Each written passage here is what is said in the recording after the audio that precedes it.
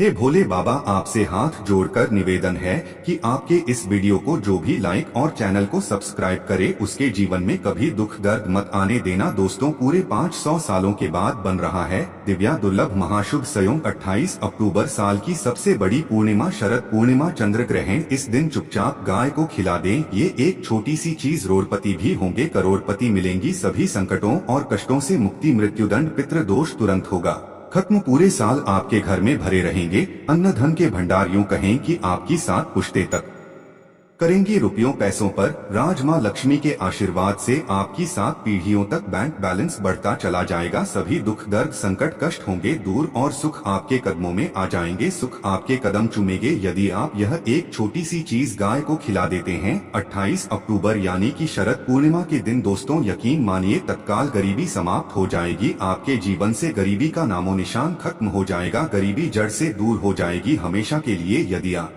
एक छोटी सी चीज 28 अक्टूबर यानी कि शरद पूर्णिमा के दिन गाय को खिला देते हैं। दोस्त तो इस बार का शरद पूर्णिमा है, बहुत ही दुर्लभ संयोग में है, आपके जीवन से तत्काल गरीबी को समाप्त कर देगी, ये मान ले आप गाय से जुड़े इन उपायों को यदि आप कर लेते हैं। दोस्तों, कौन कौन से उपाय हैं जो कि आपको शरद पूर्णिमा के दिन जरूर करने चाहिए, जिसे करने से व्यक्ति को अपार धन संपत्ति की प्राप्ति होती है, व्यक्ति मालामाल हो जाता है और जीवन से तत्काल गरीबी समाप्त हो जाती है, दुख दर्द संकट कष्ट दूर हो जाते हैं और सुख व्यक्ति के कदमों में आ जाते हैं। इस वीडियो में हम आपको उन्हीं खास और महत्वपूर्ण अचूक चमत्कारिक उपायों को बताने वाले हैं जो कि गाय से जुड़े हैं। अपने फायदे के लिए पूरा वीडियो देखना यदि आप चाहते हैं माता लक्ष्मी की कृपा आपको प्राप्त हो, गरीबी आपके जीवन से समाप्त हो जाए, आप धन से मालामाल हो जाएं और 7 पीढ़ियों तक बैंक बैलेंस बढ़ता चला जाए। तो दोस्तों, वीडियो पूरी देखना, शुरू से अंत तक, बीच बीच में से काट कर वीडियो देखोगे तो कोई लाभ नहीं मिलने वाला, तो समय निकालकर पूरा वीडियो देखिए। दोस्तों, वीडियो शुरू करें सबसे पहले तो आपसे रिक्वेस्ट करते हैं कि माता लक्ष्मी के सच्चे भक्त वीडियो को लाइक कर देना और सच्चे दिल से कमेंट बॉक्स में जय मां लक्ष्मी अवश्य देना, माता लक्ष्मी का आशीर्वाद आपको प्राप्त हो सके। और ज्यादा से ज्यादा वीडियो को शेयर जरूर करना जिससे कि और लोग भी इस वीडियो के माध्यम से लाभ प्राप्त कर सके। दोस्तों, आपको बता दें कि अश्विन मास के शुक्ल पक्ष की पूर्णिमा को शरद पूर्णिमा कहते हैं, ये है शरद पूर्णिमा के नाम से भी जानी जाती है। वैदिक ज्योतिष में पूरे वर्ष में केवल इसी दिन चंद्रमा 16 कलाओं का होता है और इससे निकलने वाली किरणें अमृत के समान मानी जाती है। उत्तर और मध्य भारत में शरद पूर्णिमा की रात्रि को दूध की खीर बनाकर चंद्रमा की रोशनी में रखी जाती है। मान्यता है कि चंद्रमा की किरणें खीर में पड़ने से ये कई गुनी गुणकारी और लाभकारी हो जाती है, यूं कहें कि अमृत के समान हो जाती है और मां लक्ष्मी प्रसन्न मुद्रा में रहती है। इस दिन व्यक्ति के जो भी रोग दोष है वे दूर हो जाते हैं। इस खीर का सेवन करने से यदि आप अगले दिन इस खीर का सेवन करते हैं प्रसाद स्वरूप, तो आपको लाभ होगा, धन लाभ होगा, ये मान ले आप। और शरद पूर्णिमा के दिन आपको संभव हो सके तो किसी पवित्र नदी में स्नान करना चाहिए और इस दिन अन्न धन वस्त्र जो भी हो दान जब धर्म के कर्म जरूर करें इस दिन, और यथाशक्ति के अनुसार जैसा आपसे बने दान धर्म के कर्म जरूर करें। और इस दिन आपको पूर्णिमा व्रत की कथा सुननी या फिर पढ़ने जरूर चाहिए। और कथा से पूर्व एक लोटे में जल और गिलास में गेहूं और पत्ते के दोने में रोली और चावल रखकर कलश की वंदना करें और दक्षिणा चढ़ाएं। और इस दिन आपको अधिक से अधिक भगवान विष्णु जी मतलब लक्ष्मी का ध्यान करना चाहिए, विधि विधान से पूजा करनी चाहिए। और इस दिन आपको भगवान शिव, मां पार्वती और भगवान कार्तिकेय की भी पूजा करनी चाहिए, सभी मनोकामनाएं आपकी पूर्ण जाएगी, ये मान ले आप। और दोस्तों, अब बात करें कि आपको गाय से जुड़े कौन कौन से उपाय इस दिन शरद पूर्णिमा के दिन करनी चाहिए जिससे कि आपके जीवन से तत्काल गरीबी समाप्त हो जाए, सभी दुख दर्द संकट कष्ट हैं वे दूर हो जाए और सभी सुख आपके कदमों में आ जाए, सुख आपके कदम चूमे और माता लक्ष्मी की कृपा आपके ऊपर सदैव बरसे। चलिए शुरू करते हैं, गाय से जुड़ी कौन कौन से उपाय आपको शरद पूर्णिमा के दिन करनी चाहिए। चलिए शुरू करते हैं। दोस्तों, सनातन परंपरा में गाय, गंगा और गायत्री का बहुत ज्यादा धार्मिक महत्व है। मान्यता है कि गो माता के शरीर पर 33 कोटि देवी देवताओं का वास होता है। गोमाता की सेवा एवं पूजा करने वाले जातक पर इन सभी देवी देवताओं की कृपा बरसती है। गोसेवा से न सिर्फ इस जन्म के बल्कि पूर्व जन्म के भी दोष दूर हो जाते हैं।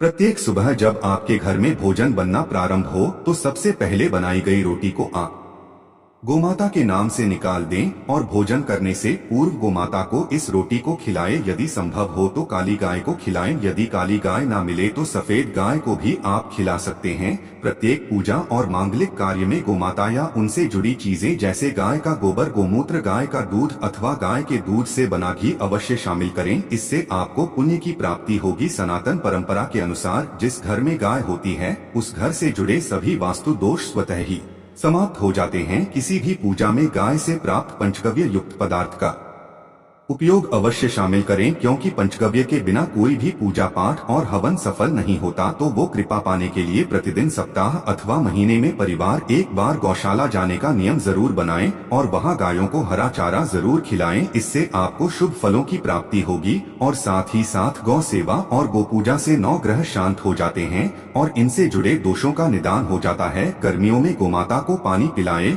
और सर्दी में गोमाता को गुड़ अवश्य खिलाएं। ध्यान रखें कि गर्मियों में गाय को गुड़ न खिलाएं। अनेक देवी देवताओं को अपने शरीर पर धारण करने वाली गोमाता से जुड़े कई शुभ और अशुभ संकेत भी होते हैं। मसलन गाय का दूध दुहते समय यदि गाय ठोकर मार दे और सारा दूध बिखर जाए तो अपशगुन होता है।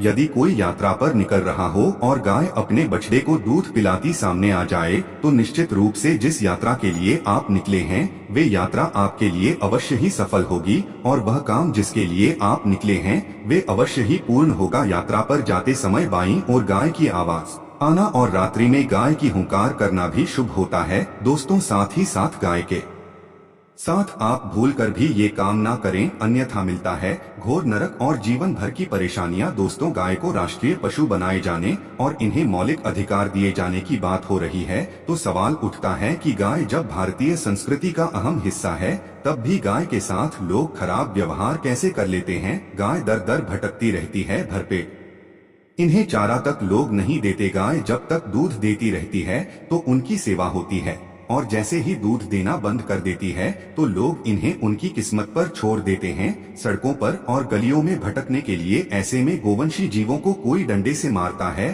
तो कोई उन पर पानी डाल देता है, कभी वाहनों से ये ठोकर लग जाती है तो कभी बीमार होकर बेचारी एक गाय दम तोड़ देती है। ऐसे में जरूरत है इन बातों को जानने की कि गाय को लेकर शास्त्रों में क्या कहा गया है, गाय के साथ आपको कैसा व्यवहार करना चाहिए। या दोस्तों, गाय को कभी भी मारना पीटना नहीं चाहिए। शास्त्रों में गाय को माता का दर्जा दिया गया है। गाय को मारने पीटने वाला माता को मारने पीटने वाले के समान पाप का भागी माना जाता है। ऐसे घरों को नरक लोक में वर्षों तक कष्ट भोगना पड़ता है, अगले जन्म पशु योनि में मिलता है। कथा है कि गौतम मुनि ने गलती से गाय को डंडा मार दिया था जिससे गाय की मृत्यु हो गई थी और इस पाप से मुक्ति के लिए इन्हें वर्षों तक तपस्या करनी पड़ी। भगवान श्री कृष्ण जी ने बैल स्वरूप में आए व्रत असुर का वध कर दिया था जिससे मुक्ति के लिए भगवान श्री कृष्ण को संपूर्ण तीर्थों को एक कुंड में बुलाना पड़ा और इस कुंड में स्नान से वह पाप मुक्त हो गई थी। या दोस्तों, साथ ही साथ जो लोग पानी पी रही गाय को भगाते हैं वे घोर पापी के भागी बनकर नरक भोगते हैं, ऐसा पुराण में बताया गया है। जबकि जो लोग गाय के लिए प्याऊ और चारा बनवाते हैं वह माँ भाग्यवान होते हैं। ऐसे लोग घोर पाप से मुक्त होकर स्वर्ग पा जाते हैं और बड़े ही धनवान कुल में जन्म लेकर सुख भोगते हैं। और साथ ही साथ आराम कर रही गाय को कष्ट देकर कभी भी उठाना नहीं चाहिए। कहते हैं कि जिस स्थान पर गाय बैठी है वहां से नकारात्मक ऊर्जा समाप्त हो जाती है। गाय के बैठने की जगह को जो लोग नियमित साफ रखते हैं वे पूर्व जन्म में किए गए जाने अनजाने में पापों से मुक्ति हो जाते हैं और गोलोक में स्थान पाते हैं। गाय को डंडा मारकर उठाना, पानी डालकर उठाने से मनुष्य पाप का भागी बनता है और अगले जन्म में उसे दर दर भटकना पड़ता है। और साथ ही साथ शास्त्रों में बताया गया है कि गाय का दूध उसके बछड़े के लिए होता है। गाय के बछड़े से बचा हुआ दूध ही मनुष्य को लेना चाहिए, लेकिन कुछ लोग एक बार गाय को दूह लेने के बाद फिर से बछड़े के लिए बचा हुआ दूध भी दूह लेते हैं। ऐसा करना घोर पाप कहा जाता है। ऐसे दूध को दुहाने वाला और ग्रहण करने वाला दोनों ही पाप की भागी बन जाते हैं। दोस्तों, साथ ही साथ शास्त्रों में कहा गया है कि गोवंश यानी गाय और बैल के पीठ पर नहीं बैठना चाहिए, इनके पीठ पर बैठने से महापाप लगता है। ऐसे लोगों को नरक की यातना भुगतनी पड़ती है। एकमात्र महादेव के अंश के उत्पन्न नंदी ही गोवंशी है, जिस पर स्वयं महादेव और महादेवी सवारी करती है, क्योंकि नंदी ने स्वयं अपनी इच्छा से महादेव की सवारी बनना स्वीकार किया था। और साथ ही साथ शास्त्रों में गाय के दान को बहुत ही महत्व दिया गया है।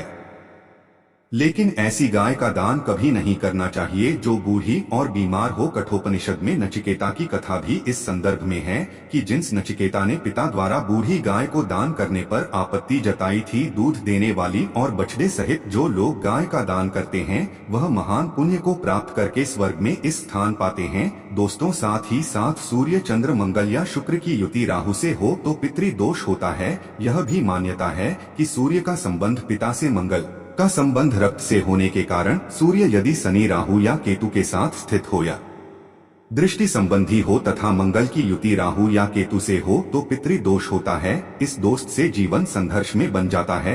यदि पितृदोष हो तो गाय को प्रतिदिन या किसी भी एकादशी को या किसी पूर्णिमा के दिन या अमावस्या को रोटी, गुड़, चारा आदि खिलाने से पितृदोष समाप्त हो जाता है। साथ ही साथ देसी गाय की पीठ पर जो खुद होता है वह बृहस्पति गुरु है। थे जन्मपत्री में यदि बृहस्पति अपनी नीच राशि मकर में हो या अशुभ स्थिति में हो तो देसी गाय के इस बृहस्पति भाग शिवलिंग रूपी कुबेर के दर्शन करने चाहिए तथा चने की दाल रखकर गाय को रोटी भी दें। इससे आपको शुभ फलों की प्राप्ति होगी। और साथ ही साथ यदि आप रास्ते में जा रहे हो और सामने से गौ माता आती हुई दिखाई दे तो गौ माता को आप अपनी दाहिनी ओर से जाने देना चाहिए। आपकी यात्रा अवश्य ही सफल होगी। और साथ ही साथ यह संकेत भी जान ले, यदि आप यात्रा पर जा रहे हैं और सामने आपके गाय पड़ जाए अथवा अपने बछड़े को दूध पिलाती हुई सामने गाय दिखाई दिए जाए तो समझ जाना कि वह यात्रा आपके लिए अवश्य ही सफल होगी। और साथ ही साथ जिस घर में गाय होती है उसमें वास्तुदोष स्वतः ही समाप्त हो जाता है।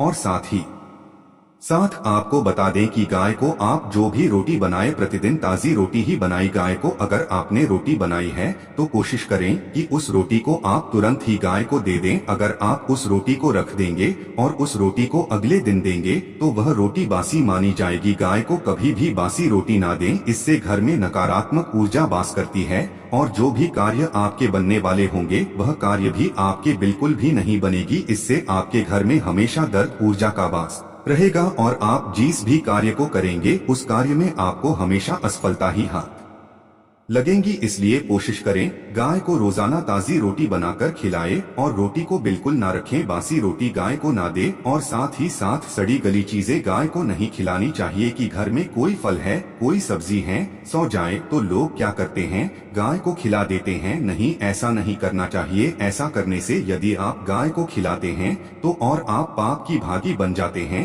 आप बिल्कुल भी सड़ी गली चीजें गाय को ना खिलाएं और साथ ही साथ आप आटे की लोहिया बनाकर उनके ऊपर हल्दी लगाएं। इसके बाद आप उन 11 को एक एक करके गाय को खिलाएं। एक लोई को खिलाते समय गाय के सींगों पर आप हाथ से नहीं, पीठ पर हाथ पे नहीं, मस्तक पर हाथ, पैरे माता गाय की आप चरण के स्पर्श करें। या दोस्तों, ऐसा करने से आपके समस्त कार्य बनने लगेंगे। जो दुख का समय चल रहा है वे भी समाप्त होगा। आपके जीवन में खुशी है, खुशी होगी। और एक बार आप 7 बार गाय की परिक्रमा भी कर लें तो आपके समस्त कार्य पूर्ण होंगे। और साथ ही साथ आप गाय को जब भी रोटी दे, रोटी पर या तो आप थोड़ी हल्दी लगा ले या थोड़ा गुड़ रख लें। अगर गुड़ ना हो तो आप थोड़ा मिश्री रख सकते हैं, थोड़ा घी रख सकते हैं। या दोस्तों, गायब हो कभी भी सूखी रोटी ना खिलाए। सूखी का मतलब गाय की वो जो रोटी रखें खिलाए, उस पर कुछ ना कुछ रखकर खिलाए। हल्दी रख ले, गुड़ रख ले, मिश्री, घी, अब जो भी रख ले, मतलब खाली रोटी नहीं खिलानी है। ध्यान इस बात का रखें जब भी आपको शुभ फलों की प्राप्ति होगी। या दोस्तों, ये थे गाय से जुड़े कुछ महत्वपूर्ण उपाय, कुछ बातें जिन्हें आपको ध्यान में जरूर रखना चाहिए। या दोस्तों, वीडियो अच्छी लगी हो तो वीडियो को लाइक करें, ज्यादा से ज्यादा अपने दोस्तों में शेयर करें। चैनल पर नए हैं तो सब्सक्राइब करें। जय गौ माता।